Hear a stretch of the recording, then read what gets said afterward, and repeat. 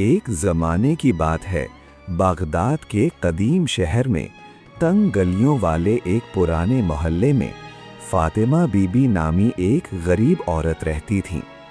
Fatima be be سلائی کی ماہر تھیں۔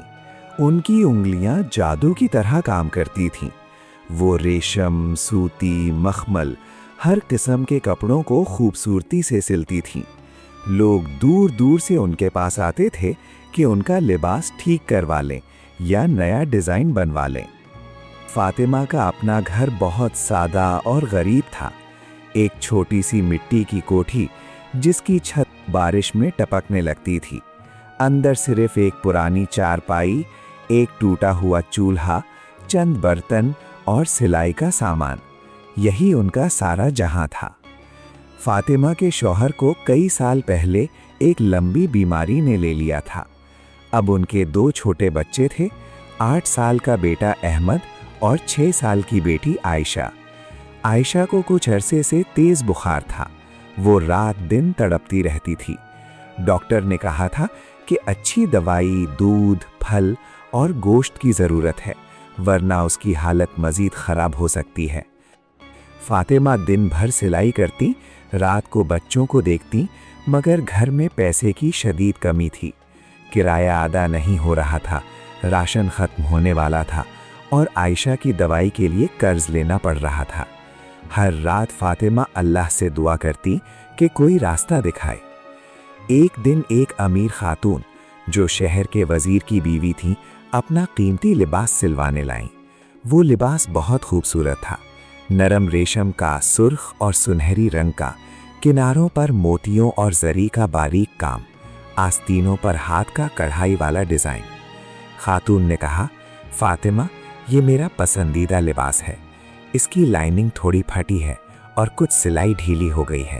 اسے جلدی سے ٹھیک کر دو، کل شام تک مجھے چاہیے، میں تمہیں اچھا معاوضہ دوں گی۔ فاطمہ نے خوشی سے کام قبول کیا۔ رات کو جب بچے سو گئے تو وہ خاموشی سے اس لباس کو سلائی کرنے بیٹھیں۔ تیل کا چراغ جل رہا تھا۔ جب انہوں نے لائننگ کا دھاگا کھولا تو ان کی انگلیوں کو کچھ سخت اور چمکدار چیز محسوس ہوئی۔ انہوں نے احتیاط سے دھاگا کھولا تو ان کے ہاتھ میں آ گیا ایک بڑا، صاف اور چمکتا ہوا ہیرا۔ وہ ہیرا اتنا خوبصورت تھا کہ اس کی روشنی پورے کمرے میں پھیل گئی۔ فاطمہ حیران رہ گئیں۔ ان کا دل زور زور سے دھڑکنے لگا۔ وہ ہیرے کو ہاتھ میں لے کر کچھ دیر تک بیٹھی رہیں۔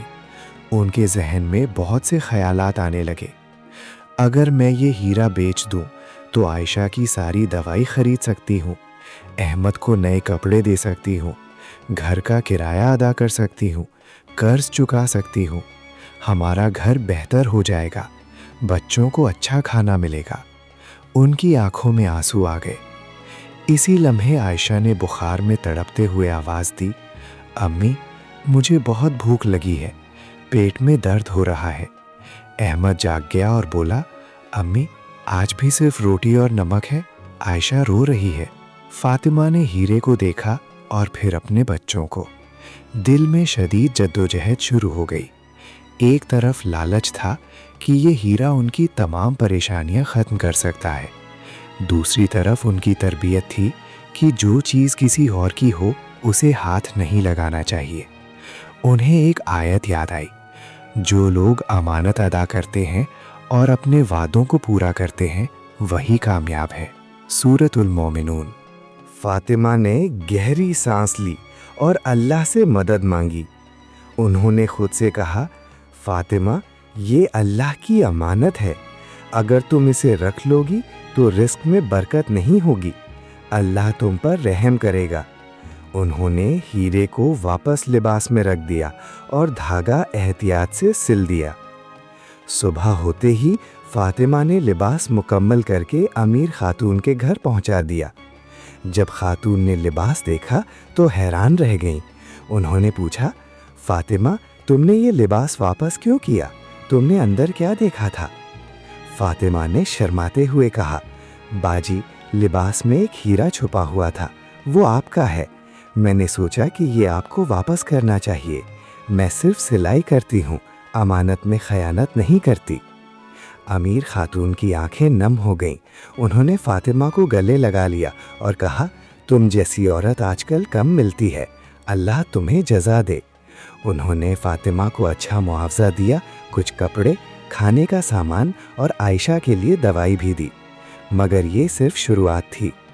खबर जब सुल्तान तक पहुंची तो सुल्तान ने कहा कि इस औरत की ईमानदारी को मज़ीद आजमाना चाहिए। उन्होंने हुक्म दिया कि फातिमा को दरबार में बुलाया जाए। दरबार में सुल्तान ने फातिमा के सामने एक पुराना, बहुत कदीम और ख़राब हालत में कुरान पाक रख दिया। उसके कई सफ़े फटे हुए थे, बाइंडिंग खुल गई थी, कुछ जगहों पर स्याही फीकी हो गई थी और कवर भी पुराना हो चुका था। सुल्तान ने फरमाया, फातिमा, ये मेरा बहुत प्यारा पुराना कुरान है, तुम इसे नए अंदाज में बाइंड करो। हर सफ़े को एहतियात से जोड़ो, कोई भी लफ्ज़ ख़राब ना हो, रंग और खूबसूरती बरकरार रहे। अगर एक भी जगह खराबी हुई तो सज़ा मिलेगी, और अगर तुम ये काम बखूबी कर लोगी तो जो कुछ मांगोगी मैं दूंगा। फातिमा घबरा गईं। उन्होंने कभी इतना नाजुक और मुकद्दस काम नहीं किया था, मगर उन्होंने सर झुकाकर कहा, हुजूर, इंशाअल्लाह मैं पूरी कोशिश करूंगी। घर आकर फातिमा ने रबीउल अव्वल की बरकत वाली रातों में ये काम शुरू किया। वो दिन भर सिलाई करती, रात को कुरान की मरम्मत करती। बच्चे भी उनके साथ बैठते। अहमद सफ़ात संभालता, आयशा जो अब थोड़ी बेहतर थी धागा देता। फातिमा बहुत एहतियात से काम करती। फटे सफ़ात को नरम कागज़ से जोड़ती, पुरानी बाइंडिंग को हटाकर नई खूबसूरत बाइंडिंग लगाती। जहाँ स्याही फेंकी थी वहाँ एहतियात से नई स्याही से लफ्ज़ लिखती, सिर्फ वही जो वो पहचान सकती थीं, और बाकी जगहों पर एक मोतबर हाफिज से मदद लेती। वो काम करते हुए अल्लाह का शुक्र अदा करती कि उन्हें ये मौका मिला है। कई रातें वो देर तक जागती रहीं। हाथों में दर्द होता, आंखें थक जाती, मगर सब्र और मेहनत जारी रखी। आखिरकार जब कुरान मुकम्मल हुआ तो वो उसे लेकर दरबार गईं। सुल्तान और दरबारी उलमा ने उसे गौर से देखा। कुरान बिल्कुल नया और खूबसूरत लग रहा था, मगर उसकी पुरानी रूह और बरकत अब भी मौजूद थी। हर लफ्ज़ वाज़ेह था, कोई खराबी नहीं थी। सुल्तान बहुत मुतासिर हुए। उन्होंने फरमाया, फातिमा, तुमने साबित कर दिया कि ईमानदारी और मेहनत से कोई भी काम मुमकिन है। आज से तुम शहर की सरकारी रॉयल टेलर और कुरान की मरम्मत करने वाली हो। तुम्हें एक बड़ा और आरामदाह घर दिया जाएगा, माहाना वजीफ़ा मिलेगा, तुम्हारे बच्चों की तालीम का मुकम्मल इंतज़ाम किया जाएगा और गरीबों के लिए भी तुम्हारे ज़रिए कुछ मदद का बंदोबस्त होगा। फातिमा की आंखों से खुशी के आंसू बह निकले।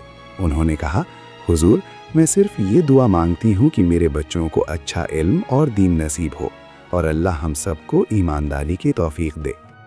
मेहनत और ईमानदारी से अल्लाह ताला रिज़्क़ के दरवाज़े खुद खोल देता है। जो चीज़ हमारी नहीं है उस पर लालच करने से पहले सोचें कि क़यामत के दिन उसका हिसाब कैसे देंगे। अगर फातिमा ने हीरा रख लिया होता तो शायद आज सिर्फ एक हीरा होता, मगर ईमानदारी की वजह से उन्हें पूरी ज़िंदगी की खुशी और बरकत मिली। अल्लाह हमें भी ईमानदारी, सब्र और मेहनत की तौफीक अता फरमाए। आमीन।